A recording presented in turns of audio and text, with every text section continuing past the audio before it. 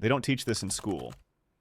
But spies don't have years to learn a language, or study an entire dossier, or decode intel from a foreign network. They don't have time to learn slowly. So they don't. They use a system designed for urgency, built for performance. It's not flashy, but it's real. And it works. You don't need a photographic memory. You don't need to be naturally smart. You need a shift, a mindset upgrade. Because when you study like an operative, fast becomes normal, and impossible becomes protocol. By the end of this video, you'll know exactly how to speed learn like a CIA spy, and make it feel easy. Step 1. Operatives learn in mission mode. The average person studies like they're trying to pass time. A spy studies like their life depends on it. Here's the truth. Urgency sharpens memory. Pressure narrows focus. If you give yourself 4 hours, it'll take 4.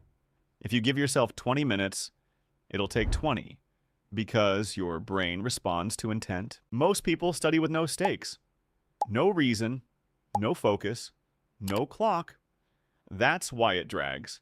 That's why it doesn't stick. You need to create mission urgency.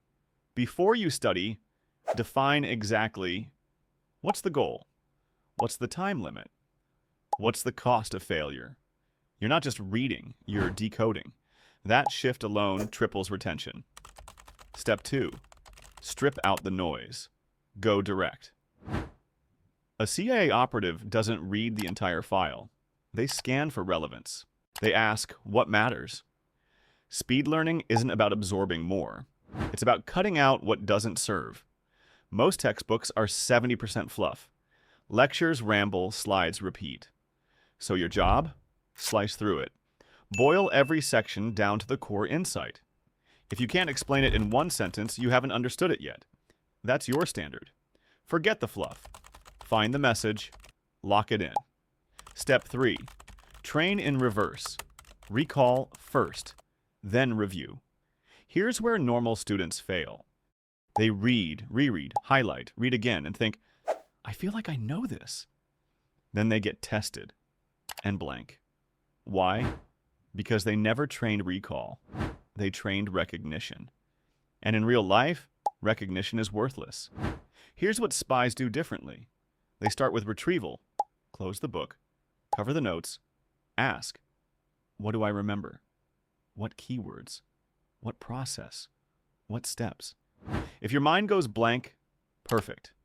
That's where the rep starts. Now go back and hit it harder. This rewires the brain. It turns passive input into active intelligence. Step 4. Use the power of compression. Information is just noise until it's organized.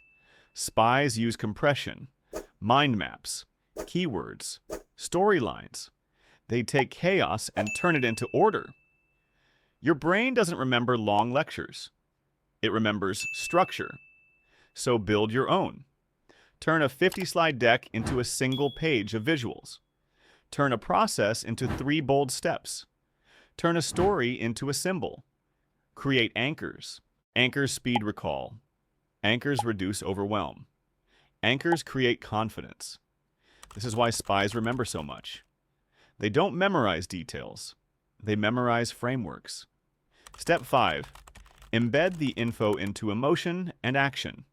This is the final layer, the one nobody talks about. Spies don't just read, they simulate. They picture themselves using the knowledge. They create urgency, emotion, and scenario. That's what makes it stick. Because the brain doesn't store boring. It stores survival. So, when you're learning, don't just think. Feel it. Don't just recite. Act it.